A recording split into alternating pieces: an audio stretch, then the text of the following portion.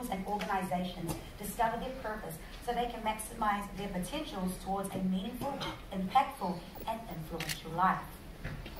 He is an internationally sought-after speaker and has been privileged to inspire thousands of people at various corporate organizations, independently organized conferences, and churches, both locally and internationally. Through his writing, videos, and published books, Samuel relentlessly challenges the modern-day definition of success through a collection of personal experiences, godly insights, and unrivaled inspiration. He's also the founder of Motive Vitality, a weekly motivational video series on YouTube and Facebook with a vision of helping men and women live with purpose and maximize their potentials. Let's hear it for Dr. Samuel Ekundayo.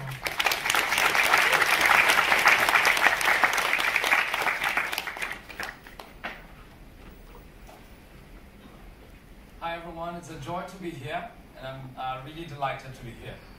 I'm going to be talking about self-love from a perspective of purpose today, and I believe that you've been inspired by the end of it. I've titled it Purpose, the Ultimate Cure to Suicide. And I believe very strongly that everyone in this room has a purpose. But before I go right into my talk, I just want us to practice something very cool. Would you, with me, put your two hands together like this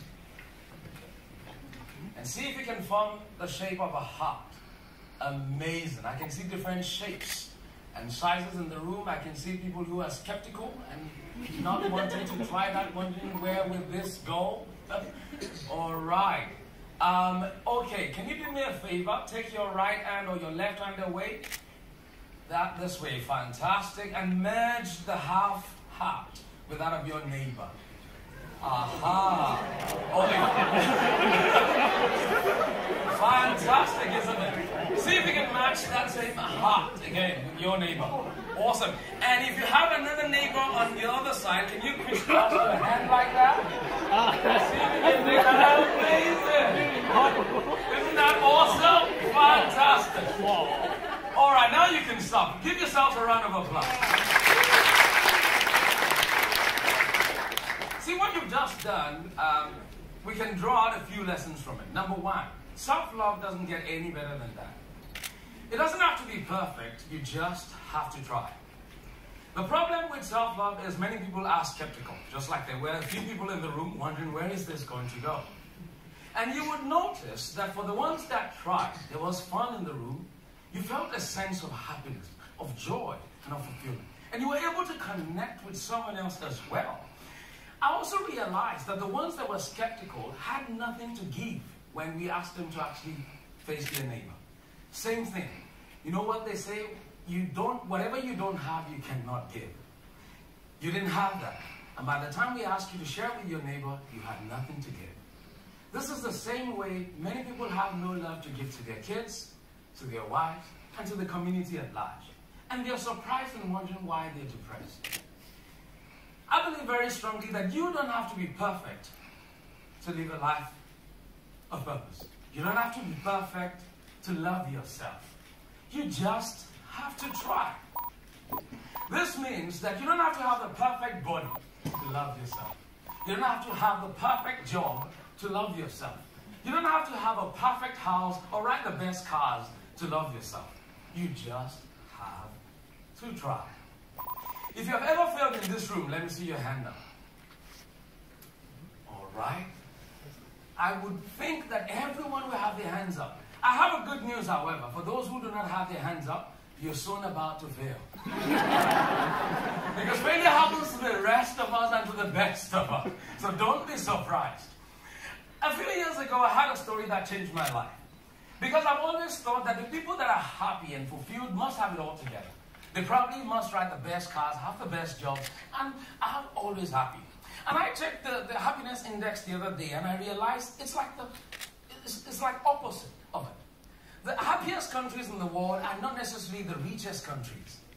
And that made me, embark on this quest and wanting to understand what really is happening there. And I heard a story that completely changed my life.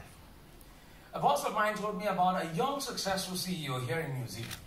They had built a company from ground up. Successful company. In fact, on this fateful day, he had just delivered a fantastic speech to the staff and the families of the company. And he had just told them about how the company had done so well that year, made lots of profits, and how they're looking to even, increase, profits the following year. And of course, such a speech would meet with, a grandiose sort of ovation, and everyone stood up, and, just staring at success in the eyes of this young man as he made his way out of the room.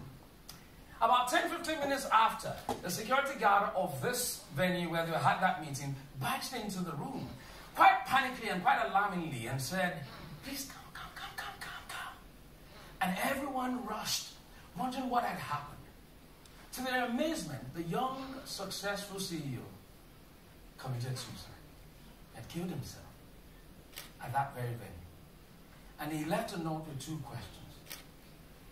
Number one, what is the meaning of life? And number two, is this all there is to life?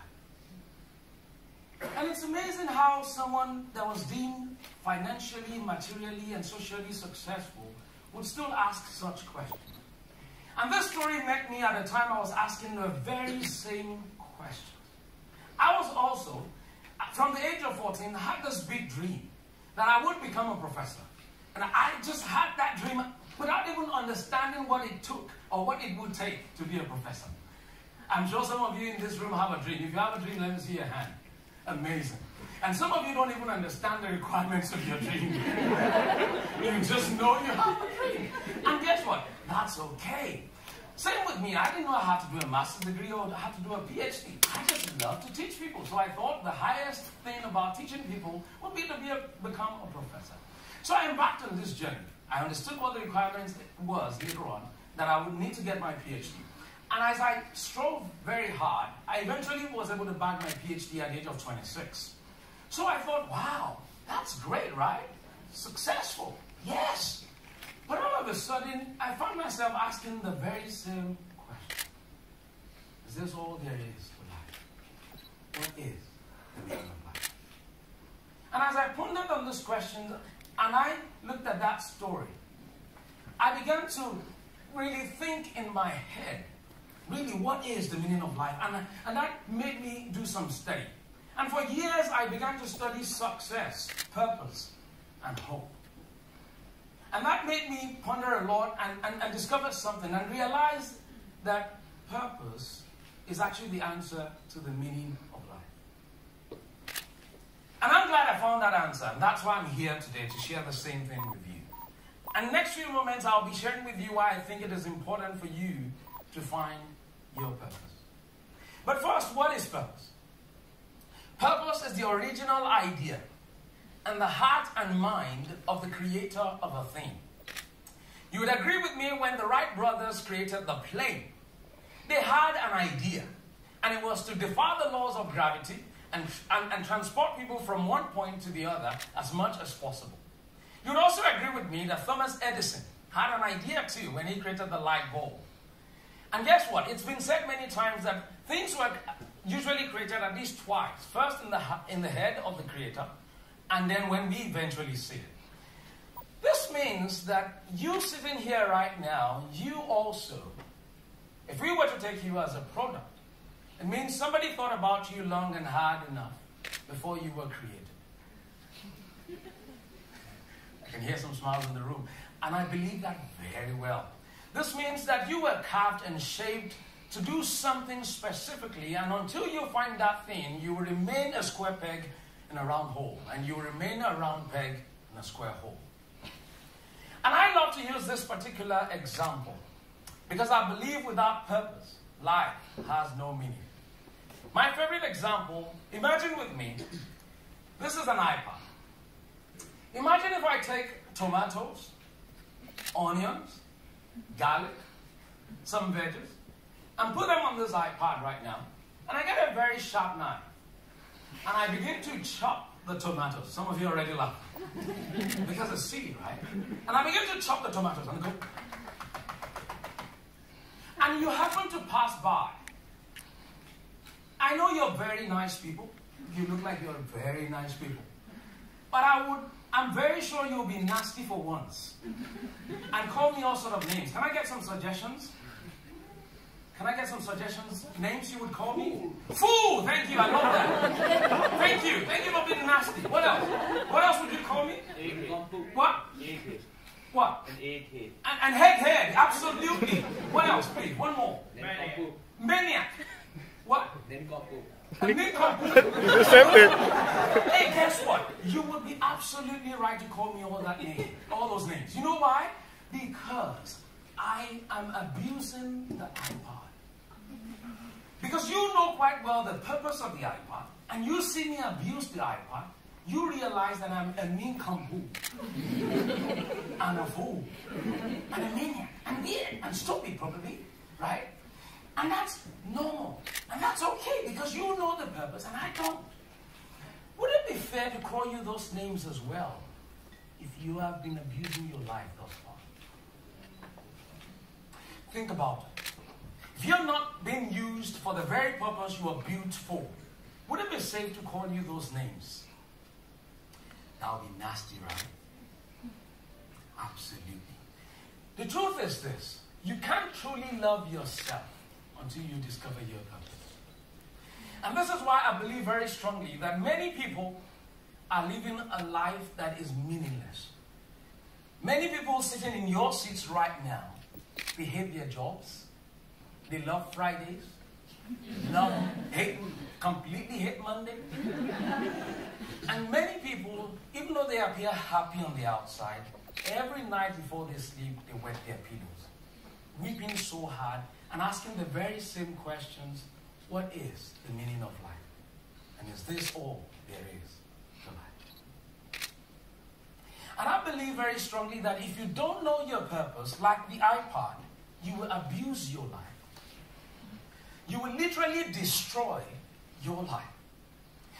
If I continue to chop my tomatoes on the iPod, you would agree with me the screen would break. It would wreck, and it would be completely destroyed. The very same thing, I believe many people are committing suicide today because they don't know their purpose. But wait a minute. The suicide we all know about that makes us to grieve and cry and weep is what I call the instant suicide, where probably someone harmed themselves, or perhaps maybe overdosed on some drugs. But guess what? There is another kind of suicide that I believe is called the slow suicide. The one I believe many in this room right now are committing every single day, but they don't even know. I mean, if you're in this room and you smoke, you literally are committing suicide slowly. Because if you know your purpose, you will protect your future. If you do drugs, you're committing suicide slowly. And I know people who know their purpose and they know their future is worth something won't do that. My charge to you today is that if you know your purpose, your life will have a sense of meaning, a sense of personal significance, and a sense of individual achievement. You would feel fulfilled. You will feel like your life means something, and you would not behave anyhow. So, I believe very strongly that when you don't have purpose, you don't have hope, and ultimately that leads to suicide. Whether it's slow suicide or it's instant suicide. I love the words of Viktor Frankl when he said that a man with a why, that is purpose, can be anyhow. This man spent years in the Nazi camp where people were being literally lynched every single day. And this man survived because he had a why. And his conclusion in his book was that people who have a why can bear anyhow. And I know many people who commit suicide because they couldn't bear adversity. Things got tough, the finance became too hurt, and they wonder what is the meaning of life. And is this all there is to life? I want to share with you how you can find your purpose. Because I believe it would not do us any good if I come with all of this talk without actually helping you find your purpose. So I came up with this framework a few years ago that I titled the Purpose Discovery Framework. It's proprietary. And I've been privileged to actually take a few workshops in some corporate organizations, some churches all over the world. And I want to actually give that to you today. I believe there are a few places we can look to find our purpose, or at least get the cues to our purpose. And in a few minutes I'll share that with you. Number one, I believe we can look up. By looking up, I mean, remember I said that purpose is the original idea in the mind of the creator of a thing. This means if you were to believe that you were created by God, the one that knows why he created you is God himself. And this was what I did a few years back. I took a step back, took a break, and literally started praying and saying, God, could you please reveal to me why you created me? Because life just seemed busy and not effective at that time. I felt like I was doing a lot, but not making progress. And I was lucky because God spoke to me and he said, just help people discover their purpose. And you'll be looking at me right now and you would literally know quite well, you would agree that I'm a square peg in a square hole. Because I do this with so much energy and I wake up every single day with a desire to help other people find their purpose. This is what I do every single day. Because this is why I was born. Another way you can find your purpose is to look back. I would believe that there are some people in this room who wanted to be Superman, Spider-Man, or perhaps Captain America at some point in time. Before you discover boys and girls. Literally, I agreed. Because there was an innate desire on your inside to save the world in some type of way, even though you didn't have a clue. But guess what? That desire was put there by God. There is that thing on your inside that wants to save the world, either by frying chicken, or by clothing people, or by doing a talk like this. So you can look back and reflect upon those times where you wanted to save the world by some means whatsoever. And that could be a key to your purpose. You could also look around you. I believe very strongly that all of us have some type of problems or issues that jumps out at us every single day. The only problem is we complain about them most of the time instead of doing something about them. If there's anything that makes you grieve, that gets you angry, that thing is calling out your name. There's one thing to find your purpose, is another thing for your purpose to literally be calling out your name. And if you look around you, those problems that would often anger you, make you cry, make you weep, those problems are calling out your name. They could be cues to your purpose. And you could also look forward. I believe many of us here, like I did a sample the last time, we have big dreams. Like I have a big dream to have a university where no one pays school fees. I don't know how that is going to happen. I don't even know the requirements to make it happen. But that dream was born out of the desire to see people maximize their potentials and be who they were born to be. And as you can tell by the passion with which I tell you about this dream, I'm passionate about it. And I want to see it happen. And you will be alive to see it happen with me. And last place to look, I believe, is to look within. I believe each of us here is supremely qualified to do something exceptional. Either, to sing or to fry chicken. I don't know why I love that example. Now, because Colonel Sanders realized that he fried chicken more than anyone else when he was 70. And that worked. And till today, we're still eating KFC even after the man was long dead and gone. And your life would have meaning too if you at least discover that you can fry chicken. But there is an innate desire. There is an innate gift. There is a talent that you've got that you must put to use for your life to have meaning. And you can look within to find it. That is a key to your purpose. And I believe purpose is the ultimate source of meaning, significance, influence, and satisfaction. When you find your purpose, you will wake up every morning ready to go. Fired up and ready to go. You wake up every morning with a desire to see the world a better place. You wake up every morning with a desire to see life change. And I want to put this to you today, that the richest place on earth right now is not the grave. It's not the oil mine, sorry, in Nigeria or the Middle East. The richest place on earth right now is not the gold mines in Southern Africa. The richest place on earth right now is the graveyard. Because many people have died with their music on song. Many people have died with their books unwritten. Many people have died with ideas that went into the grave with them. My challenge to you today is not to add to the wealth of the grave. My challenge to you today is not to die and the only thing we remember you with is the name on your tombstone. My challenge to you today is to put to use all that you've been given to this world, to make this world a better place. My challenge to you today is to rise up, find your purpose, and be who you were born to be. I know it's going to be tough. I know it's going to be challenging. But you just have to be who you were born to be. Because that is the true source of meaning, significance, influence, and impact in our world. And with that, I believe you've been inspired.